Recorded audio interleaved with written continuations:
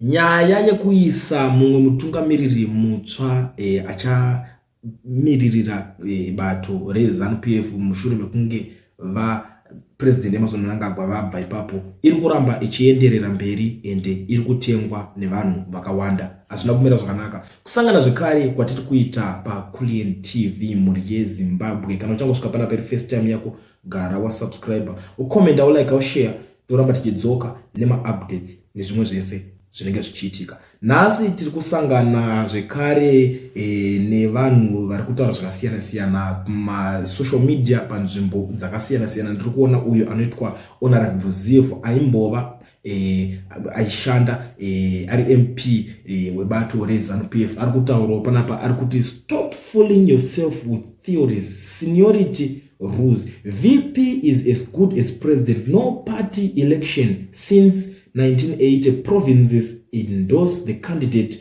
Anofunga kuti achakwikudza VP varipo munhu iyeye anosvuta mbanje chete. The line up is set and it will lead the party and government. Arikubuda achisimbisa kuti VP Chiwenga vachapinda ipapo vachitoita president after president Mnangagwa. Asi vanhu vakawanda vaitaurawo vachiti azviite kuti vakwanise kupinda kuita president nekuti vakambopiwa ministry vakakundikana kuirana. Ndo mataurirwo azvaitwa nevanhu. Saka painzi ndo mamwe emareasons ekuti avakwanise kupinda ende vamutsvangwa vakabuda vakati kuti papenzi papindwa nyaya iyoyo yekunzi vachapinda paupresident, haisi nyaya yekuti munhu anongopinda automatic, asi hanzi anopfura nekukongresi posarudzwa munhu achikwanisa kunomirira bato ravo. So ndiri kuzoona vanhu vakuwanda vari kukomenda vari kuti don't forget Mutsvangwa is the godfather of ED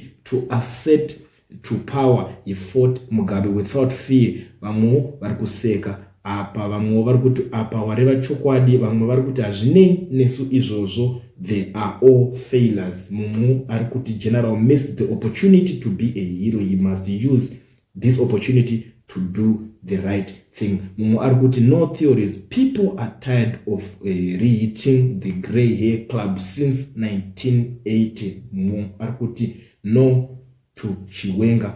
Ndo zvinhu zvakawanda wanda zviri kukomendwa nevanhu pasocial media. Muri yeZimbabwe ndo nyaya ndakakubatira zvekare nhasi pachannel penyu, kusaziva kuti imimi munoionawo sei nyaya iyi yatiri kusangana nayo, yatiri kuya takakubatira nhasi pachannel penyu. Kana uchanga tongosvika pana pari first time yako, gara wa subscriber, ukomenda, ulike, ushare, ndoramba ndichidzoka nema updates nezvimwe zvese zvinenge zvichiitika.